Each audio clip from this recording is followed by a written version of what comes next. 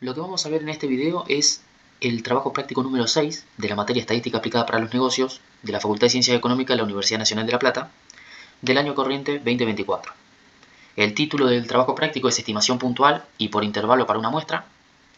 Y en este video vamos a hacer del ejercicio 1 a 3, entonces vamos a hacer la introducción teórica para resolver estos tres ejercicios. Primero, como introducción se podría decir que estimar es inferir de los valores muestrales los parámetros poblacionales. Es decir, nosotros tenemos la población que queremos estudiar, de esa población tomamos una muestra que sea de referencia y con los valores que obtengamos de esta muestra podemos inferir cuáles son los valores que van a tomar cada parámetro de la población. Estos son los valores que definen la variable de estudio e identifican la distribución de la población. Entonces, hay dos formas de estimar: la estimación puntual y la estimación por intervalos. Entonces, la estimación puntual es mediante un estimador, se le da un valor a los parámetros poblacionales y este valor se anota con la letra griega tita sombrerito, que va a ser el estimador puntual del parámetro tita. Siempre que hablamos de esta letra griega, lo que estamos hablando es de un concepto general de parámetro y un concepto general de estimador. Entonces, llegamos a definir cuáles son los requisitos que debe cumplir un estimador para ser el mejor estimador posible para un parámetro dado de una población. Entonces tenemos que tiene que ser insesgado, eficiente, consistente y suficiente. Que un parámetro sea insesgado significa que el valor que de él se espera coincide con el parámetro poblacional. Es decir, que la esperanza del estimador tiene que ser igual al valor poblacional. Luego, que sea eficiente significa que de todos los estimadores puntuales que tiene un parámetro poblacional, es el de menor error, el de menor varianza. Que sea consistente significa que si aumentamos el tamaño de la muestra para acercarnos más al tamaño de la población, el estimador se va acercando cada vez más a ser el valor real del parámetro poblacional. Es decir, que el límite de cuando n tiende a infinito del estimador tiene que ser igual al parámetro poblacional. Y que sea suficiente significa que lo representa adecuadamente, por ejemplo, que tiene la misma unidad de medida. Y entonces acá llegamos a lo que sería la estimación por intervalo, que no tiene mucha diferencia con esto, simplemente que para aplicarlo tenemos que utilizar estadísticos de prueba. Por todo lo que definimos hasta ahora, es que llegamos a que si queremos estimar un parámetro poblacional, vamos a tener que definir un estimador que cumpla con los requisitos ya definidos para que se aproxime lo más posible y que sea lo más representativo del parámetro poblacional. Entonces, que sea insesgado significa que la esperanza del estimador es igual al parámetro poblacional. En caso de que no sea insesgado, significa que va a haber una diferencia entre ellos. Esa diferencia se va a llamar sesgo de estimación. Y después, acá tenemos la fórmula del X raya, que es el mejor estimador de la media, y que este lo podemos calcular ya desde la calculadora si es que nos dan la muestra, y si no, nos lo tendrán que dar como dato. Y entonces acá yo puse en una nota que cuando usamos la letra griega tita, lo hacemos para hablar en general de cualquier parámetro y cualquier estimador.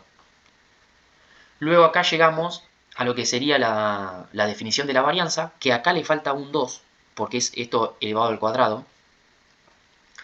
Pero bueno, la fórmula de la varianza, cualquiera sea la distribución, va a ser esta. Y después tenemos que si x tiende a una binomial de NP, es posible estimar la proporción que es P.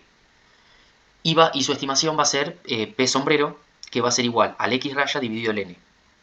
¿Y por qué se puede decir que este estimador es insesgado? Porque la esperanza de P sombrero es igual a la esperanza de X raya sobre N, porque es lo que dijimos que era igual. La esperanza de X raya, como ya habíamos visto antes, por eso acá pongo recordar que en binomial la esperanza de X es N por P, y la varianza de X es N por P por 1 menos P. Entonces, como la esperanza de X raya es N por P, y justo acá queda dividido por N, el N con el N se te va y te queda P. Bueno, luego tenemos nuevamente que el desvío estándar es la raíz de la varianza del estimador. Y después acá, donde dice sea X sub 1, sub 2, sub n, una muestra aleatoria, acá lo que quiere explicar es que si se conoce la varianza, vamos a tener un error estándar de x raya, que va a ser sigma sobre raíz de n. Y en caso de que no se conozca la varianza, vamos a tener que el error estándar va a ser estimado y va a ser s sobre raíz de n. Bueno, y esto lo vemos en un ejercicio más adelante, así que lo vamos a explicar después. Y acá llegamos a lo que sería el ejercicio 1, que dice una muestra aleatoria de 8 viviendas de un barrio tenía los siguientes precios de venta: 92, 83, 100, 112, 127, 109, 96, 102 y 90. Entonces, la media poblacional es la esperanza de X. El X sub I es el precio de venta en miles de dólares de la vivienda iésima. Y tenemos que I va a tomar los valores de 1 a 8. Entonces, en el inciso A dice, halle una estimación puntual de la media poblacional que sea insesgada. Entonces, como ya habíamos dicho, el X raya era la mejor estimación del parámetro poblacional mu. Cuando a mu lo estimamos, le ponemos el sombrerito arriba, que va a ser igual al X raya, y que esto habíamos visto que era igual a esta fórmula de acá. La sumatoria entre 1 y n del X sub I dividido n, que acá lo pone multiplicando, pero es lo mismo. Es como si estuviera dividido n.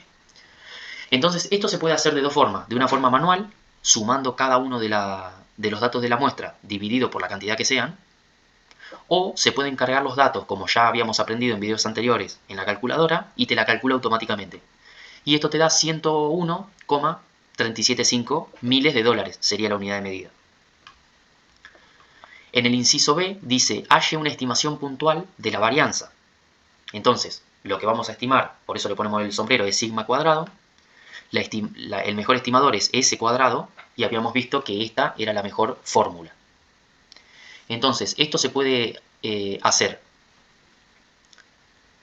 A cada dato, restarle la media, o sea, el X raya que habíamos obtenido, y elevarlo al cuadrado, y hacer eso con todos los datos, y dividirlo por la cantidad, que sería el n menos 1, y eso te va a dar como resultado 1411,87 dividido 7, te va a dar 201,6964.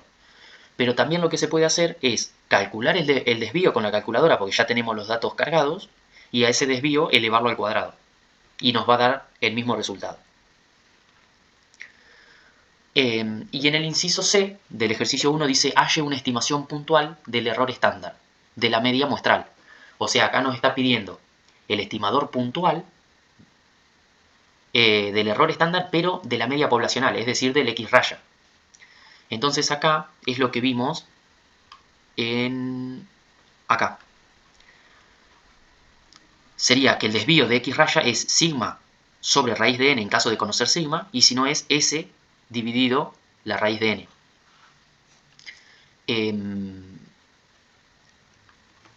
El inciso C se hace sigma dividido raíz de n, te da 14,202 dividido la raíz de 8.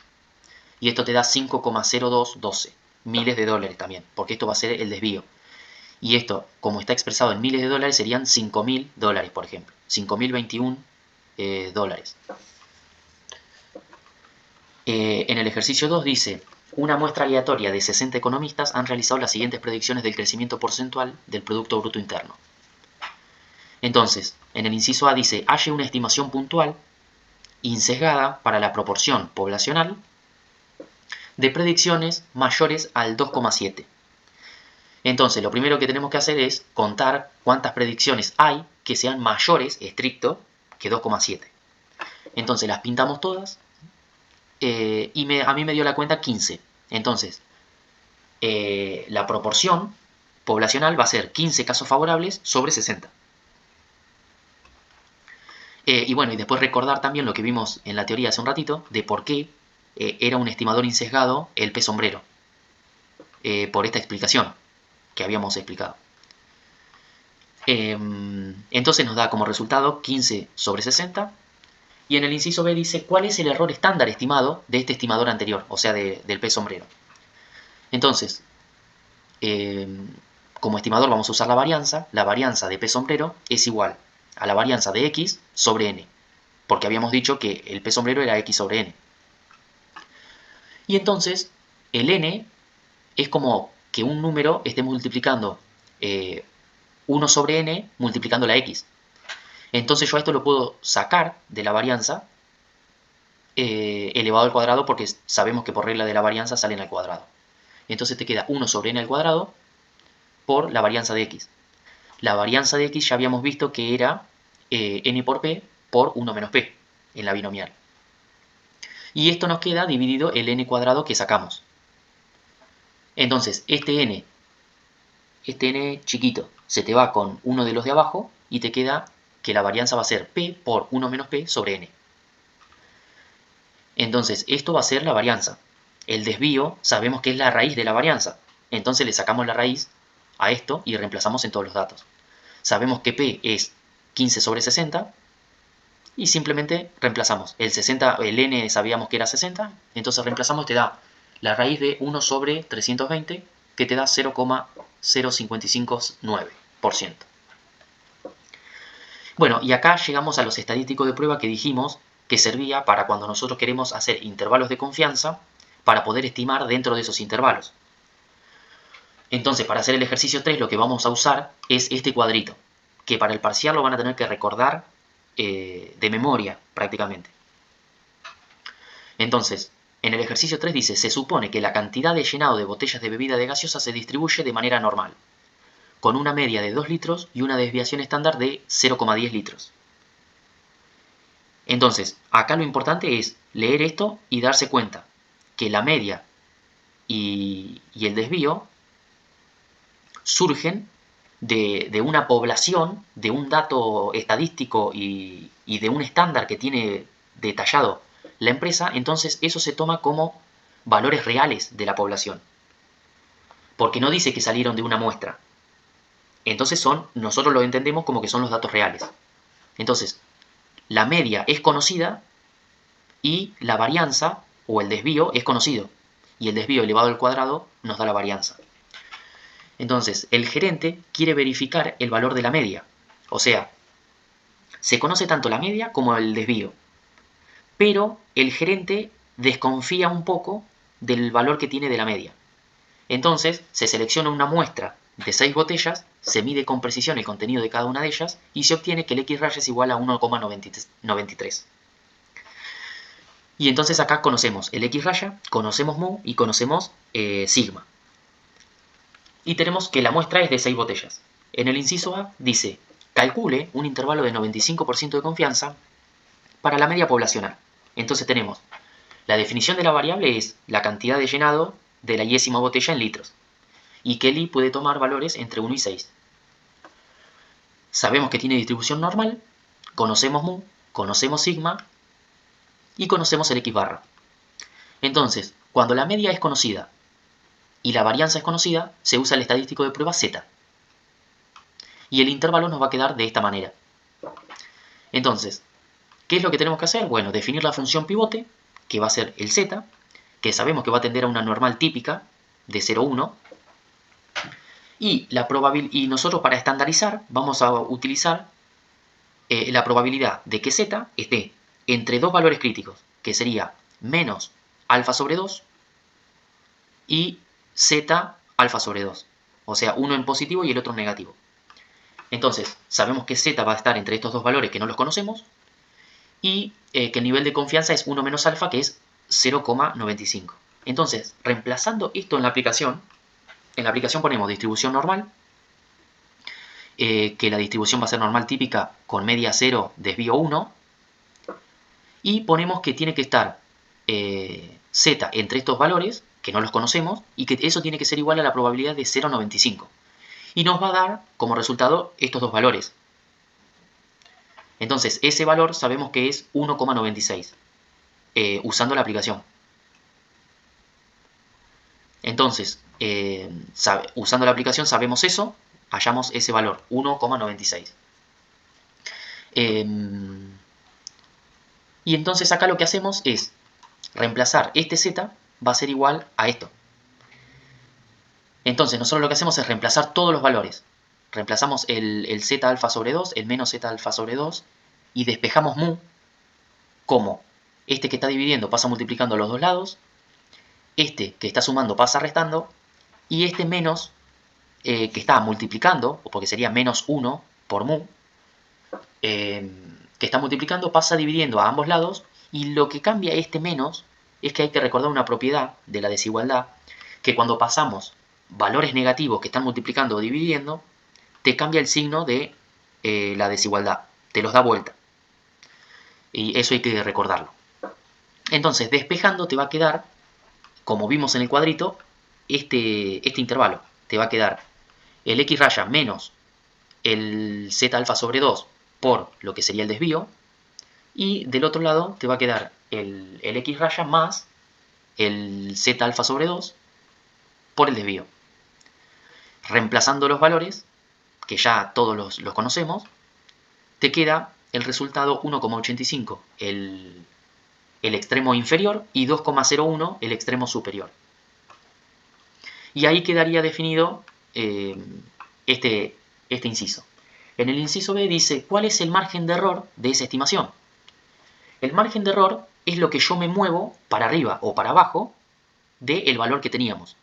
O sea, nosotros teníamos una media y ahora estábamos trabajando sobre el x raya porque se desconfiaba de la media.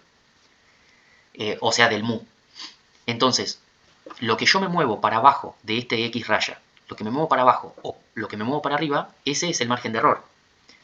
Entonces sabemos que es 0,8. Y sabemos también que este margen de error va a ser igual a la longitud sobre 2, porque la longitud, ¿qué es?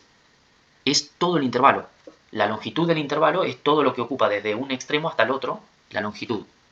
Entonces, como el margen de error es el desvío, es lo que yo me muevo para arriba o para abajo. Es solo uno. Entonces va a ser la longitud sobre 2, porque la longitud es 2 veces lo que se mueve para un lado y para el otro. Y como la longitud es distancia, siempre es positivo. Y en el inciso C dice, si el gerente desea que el margen de error sea menor que 0,05, ¿cuántas botellas debería seleccionar? Entonces, nosotros sabemos que el margen de error era esto, y sabíamos que, bueno, L sobre 2 era igual a este margen de error, ya con los datos reemplazados, y ahora lo que queremos averiguar es cuánto sería N para que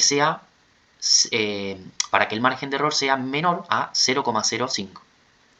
Entonces, hacemos esta desigualdad, reemplazamos los datos y despejamos la raíz de n. Esta raíz de n que está dividiendo pasa multiplicando y este que está multiplicando pasa dividiendo. Y esto te da como resultado, este número te da 3,92 y tenés la raíz, entonces aplicás cuadrado, elevás todo al cuadrado en ambos lados y te queda 3,92 elevado al cuadrado es igual a n. Y esto es menor que n, digo. Y entonces te queda que n es mayor que 15,36. Y acá hay que recordar que el n es natural y siempre se redondea para arriba. Entonces, no importa si acá nos hubiese dado 15,01, se redondea para 16. Si nos da 15,99, se redondea para 16. Cualquier valor que nos dé, siempre que sea con coma, se redondea para arriba. Entonces se puede decir que a partir de la botella 16, el margen de error será menor a 0,05. Y acá terminaría el video y vamos a continuar con el resto.